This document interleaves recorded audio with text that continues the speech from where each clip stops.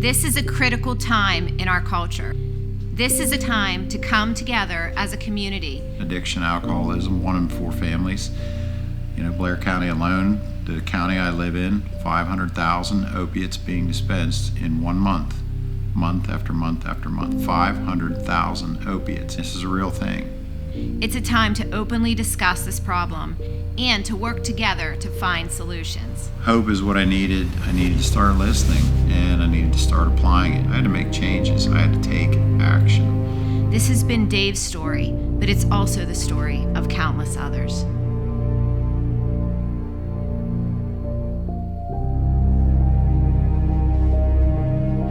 In this episode, we're going to explore how art is tied to successful recovery with additional artists.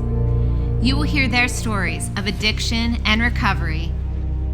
I continued believing in a God that didn't really think I was good enough. So, that was hard. Basically, I was introduced to different forms of drugs and alcohol while in the foster care system. Started when I was 12. After some traumatic experiences growing up. It steals your soul from you, it steals your emotions, makes you not feel anything at all. And the role that art has played in that journey. When I'm working on a painting or a sculpture, I can actually, I'm smiling, I'm having a lot of fun. I felt higher than any drug ever got me when actually taking these stories and putting them onto a page. I've always loved the idea of making something sound beautiful. Me and my brother grew up singing. I've been singing since I was very small. And it's always just something that's made me feel better. I was blessed with so much more than I ever expected out of this business. Art started it, art is it. Welcome back to Art for Recovery. I'm your host, Angie Yazilitis, and this is our 4th and last episode.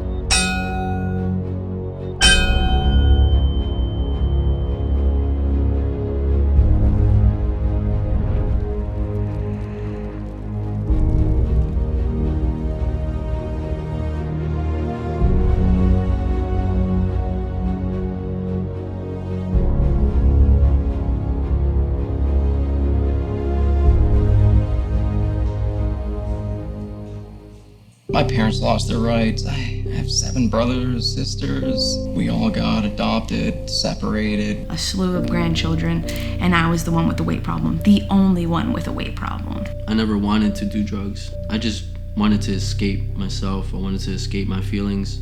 I had an addiction to food before I even put a drug in my body. And I always wanted more. But the first time I really got drunk, I found what I was looking for my whole life that I didn't even know what I was looking for. As soon as I found that I could have fun and feel better about myself through a chemical, I lived and breathed that chemical. I was a heavy kid, right? So, and everybody saw fit to remind me of that. It made all of that social angst go away, all that teenage insecurity was just gone. And he took us out for a beer, and I remember loving it. Everyone said it was bad to do that. Everyone said it was wrong. And as it turns out, that night proved all them wrong, because nothing was ever righter in my life. Let's get this over with. Let's speed this up a little bit. You know what I mean? I'm sick and tired of being a kid. I'm sick and tired of not being able to do whatever I want. I remember growing up, I was good in school, and as soon as I started smoking weed and drinking, it didn't matter. Got sucked into suicidal ideation, self-harm, attempted suicide twice. Jeez, I even had a foster parent that was, she was addicted to her benzos, and she was giving us alcohol. She had an in-home nurse that was addicted to painkillers. So, I was that's kind of where I started. I even caught my first felony drug charge when I was about 14, 15-ish.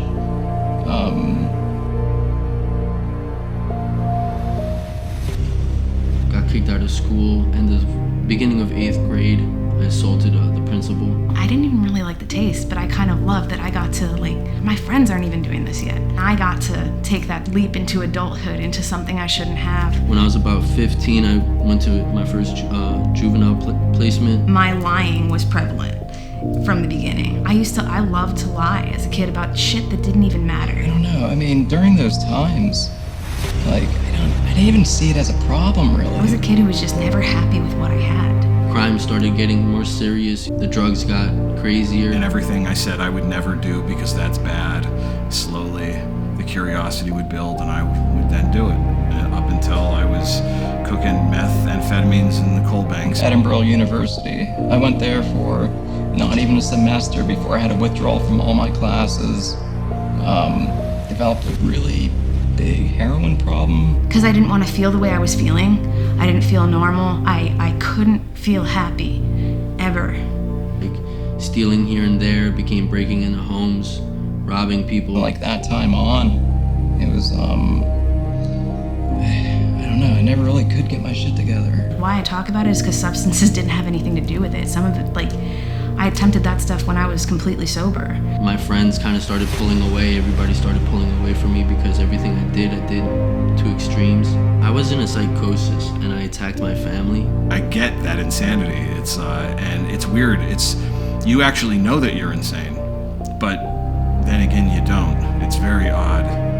The person that like I was becoming, I had no clue how I got there. I was just wearing myself out every single day just to do the same thing over and over. It was like panhandling, retail theft. And it wasn't even, I didn't even want to do it. It was more like I developed a habit. In order for me not to get sick, these dealers would give me a shopping list. I'm like, hey, go into the store and get all this stuff for me. I'm like, okay, I'll do it. I always saw myself that way as the fat girl, the fat girl, the fat girl. So like self-esteem issues were prevalent from the beginning. And like that's not necessarily my family's fault. I could really blame anybody I wanted to at this point. And it really wouldn't make a difference because it's just like, what am I doing about it now? To some degree, I'm glad that I ended up getting arrested for retail theft. My invincibility streak ran out. Suddenly I wasn't immune to law enforcement anymore. All these things just compiled together to make me super, super angry. I was just ready to die. And standing up there on that roof, I realized that my grandmother was dead. I'd heard it a month earlier and I'd been so high and so numb that like it didn't even register. Something had to stop. Like, I had to be like abruptly stopped. Like somebody hit the brakes on it or I would have just kept going. My grandmother died not knowing whether or not I was alive or dead. And like I got this picture of her like in fear. I didn't know who I was mad at. I didn't know what it was. I just knew that I was pretty much criminally violent. Because of my addiction, she died like that. Like that was it. Like something broke. Like the ego, the identification, something broke. Like I'd had enough. My mother and father for like putting their foot down and saying like, you're not doing this in our house anymore. Like, you're not gonna sit here and disrespect us. We can't watch you do this. And then quite by chance, I ran into an old friend who had been sober for a long time, and I asked him to go to a meeting. Went to a recovery house, and that's actually where I met my sponsor, because I go to meetings daily. Like everything was building up, you know. I'd gone to my first 12-step meeting when I was 16 years old. I saw and heard people that had similar stories, similar backgrounds, and I saw that like they had changed. Within a few weeks, my life had completely changed into something that I would have never been able to imagine before. Giving me that ultimatum, like either you go to rehab or you're out. I realized that like that I was actually not the person that I was presenting. You know, like that like deep down inside, like I was this kid and I was afraid and I was alone and like I acted out towards the world because of it. You know, they say you'll do anything. Like I was willing to do anything at that point in time. God, I offer myself to Thee, to build with me and to do with me as Thou wilt. Relieve me of the bondage of self, that I may better do Thy will. Take away my difficulties, that victory over them may bear witness to those I would help with Thy power, Thy love, and Thy way of life. May I do Thy will always.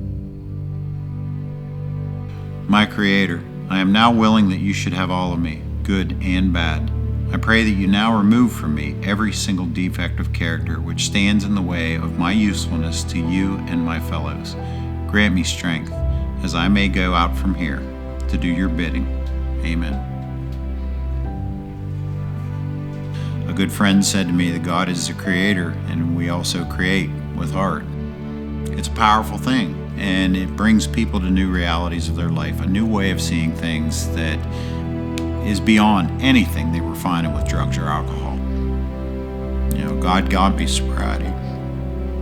Since I've been in a 12-step program since 2006, I've attended multiple funerals. I wasn't long for this world myself till some people reached out and gave me the message I needed to hear, the wake-up call I needed. I'd like to see this 4-part series and all the effort put into it help at least one person.